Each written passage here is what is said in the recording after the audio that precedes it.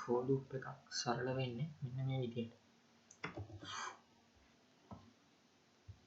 හරි මම ගෙවුවොත් for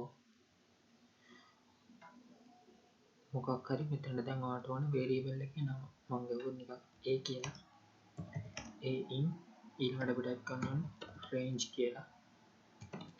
ඊට පස්සේ ඔයාලට ඕන පරාසය කමාවකින් වෙන් කරලා දාන්න ඕනේ. එතකොට මම ගත්තොත් එකේ ඉඳන් 10 දක්වා කියලා.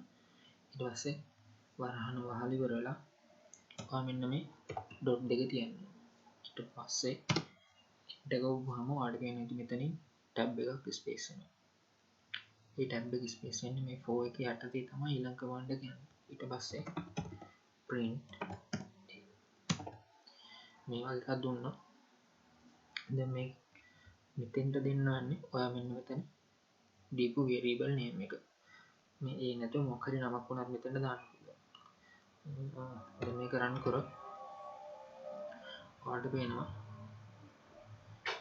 එකේ ඉඳන් 9 දක්වා තියෙන ඉලක්කම් ටික තමයි print වෙන්නේ. ඒ කියන්නේ අපි මෙතන එකේ ඉඳන් 10 දක්වා දුන්නට එයා ගන්න අපි මෙන්න මෙතන මේ දෙන අගයට වඩා එකක් අඩු එක. එහෙනම් අපිට එකේ ඉඳන් 10 දක්වා ටික print කරගන්න ඕනේ නම් මම කරන්න ඕනේ මෙතෙන්ට දෙන්න ඕන 11. දැන් බලන්න එකේ ඉඳන් 10 දක්වා සංඛ්‍යා ටික print වෙලා තියෙනවා. මම හිතනවා පැහැදිලි ඇති කියලා. දැන් for loop එකකින් සරලව මොකක්ද වෙන්නේ කියලා උදාහරණයක් විදිහට මේකත් මාරු කරොත් මම ගත්තොත් sum 1 වගේ. එහෙනම් දැන් print කරලා බලුවොත් මෙතන කියනවා මේක not a කියන එක නම් not defined loop. දැන් මොකද වෙන්නේ අපි a කියලා variable එකක් ඔයාලට හඳුන්වලා දීලා නැහැ. දැන් මෙතන for loop එකේ variable එක වෙන්නේ sum 1. එහෙනම් මම print දෙන්නේ sum 1. හරි දැන් ඒක ඔයාලට පේනවා ඉතින්. මෙයා මේ විදිහට එකේ ඉඳන් 10 දක්වා print වෙනවා. මම print එකක් මෙතනක් දුන්නා. ඒ කියන්නේ මෙන්න මේ for loop එක කෙලින්ම print function එකක් දුන්නා. print it sum 1 දුන්නා. මොකක්ද වෙන්නේ sum 1 පහ. හරි ඔයාලට පේනවා ඉතින් 10 දෙකක් type වෙලා. මම එක කොයි print එකෙන්ද print වෙන්නේ කියලා හොයාගන්න පුළුවන් වෙන්න මේකට මම තව මොකක් හරි එකක් print වෙන්න දාන්න මම දාන්න කරුවක් print වෙන්න කියලා. හරි එහෙනම් sum 1 කියන එක නම් print වෙලා කරුවකුත් print වෙනවා. හරි අපි බලමු. දැන් බලන්න මෙන්න මේ 10 කෙලින් කරුවක් print වෙලා තියෙනවා. එහෙනම් මෙන්න මේ print එක නිසා මේ for loop එකේ print වෙන්නේ එයාගේ අන්තිම ඉලක්කම විතරයි. මේ එකේ ඉඳන් 10 දක්වා print වෙන්නේ මෙන්න මේ print function එක නිසා. මේ print function එක තියෙන්නේ for loop එක ඇතුලේ. එතකොට for loop එක run වෙන වාරයක් පාසා වෙන්නේ මෙන්න මේ print function එක run. එතකොට sum 1 දෙන ගන්න ටික print වෙනවා කියන 10 දක්වා. හැබැයි print එක මෙතන තිබ්බම වෙන්නේ මේ for loop එකේ මේ print එකේ මෙන්න මේ line දෙක අතර gap එකක් නැහැ. මේ වගේ tab එක space එකක්. එතකොට මේ දෙන්නට තියෙන එකම priority.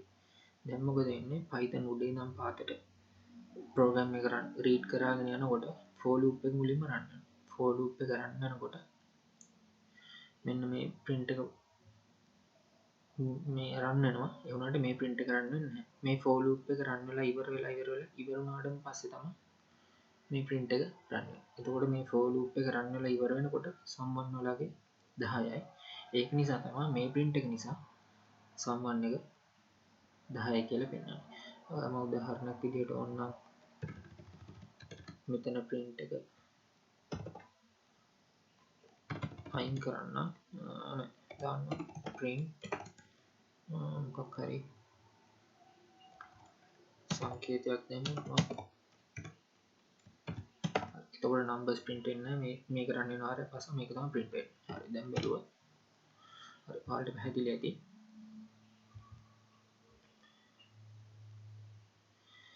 මේක run වෙන ආරය පස්සේ මේ shape එක print වෙනවා. එතකොට මේ කරන්න වෙන වාරයක් පාසා මෙතන print එකෙන් සම්බන්ධ එක print වෙනවනම් අපිට එකේ ඉඳන් 10 දක්වා ඒවා ටිකක් print වෙන්න ඕනේ. ඒ වුණාට අපිට print වෙලා තියෙන්නේ 10 විතරයි. ඒ කියන්නේ මේ print එක මේ for loop එකේ සම්බන්ධ අතරමැදි වෙනස් වුණාට වැඩක් වෙන්නේ නැහැ. ඉතින් මේ for loop එක run වෙලා සම්බන්ධ එක ඉවර වෙන අගේ තමයි අපිට පෙන්නන්නේ. ඒ කියන්නේ මේ දෙන්න තියෙන එකම priority. මේ for loop එක run වෙලා ඉවර වුණාම print එක run වෙනවා. එතකොට මේ for loop එක run වෙලා ඉවර වෙනකොට සම්බන්ධ වෙලාගේ 10යි. ඒක නිසා print එක අපිට 10 කියලා පෙන්නනවා. හරි. මම තවත් පැහැදිලි කරන්න ඕන නම් මේ print එක ආයෙ tab space එකක් තියන්නම්. හරි. දැන් බලමු අපි. හරි. ඔයාලට පේනවාද එතකොට එකේ ඉඳන් 10 දක්වා ඉලක්කම් ටික print වෙනවා. හැබැයි මේක මෙතෙන්ට ගනම් ආයෙ print කරොත් ඔයාලට පේන්නේ 10 විතරයි print වෙන්නේ. ඒතකොට මේ දෙකේ වෙනස මම හිතනවා ඔයාලට පැහැදිලි වෙන්නේ නැති කියලා.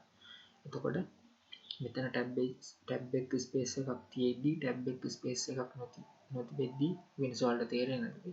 tab එක ස්පේස් එකක් තිබ්බොත් වෙන්නේ මේ for loop එක run වෙන වාරය පාසා මෙතන අපි දෙන if clause එක හරි මොකක් හරි function එක හරි print එක හරි ඕන එක run වෙනවා.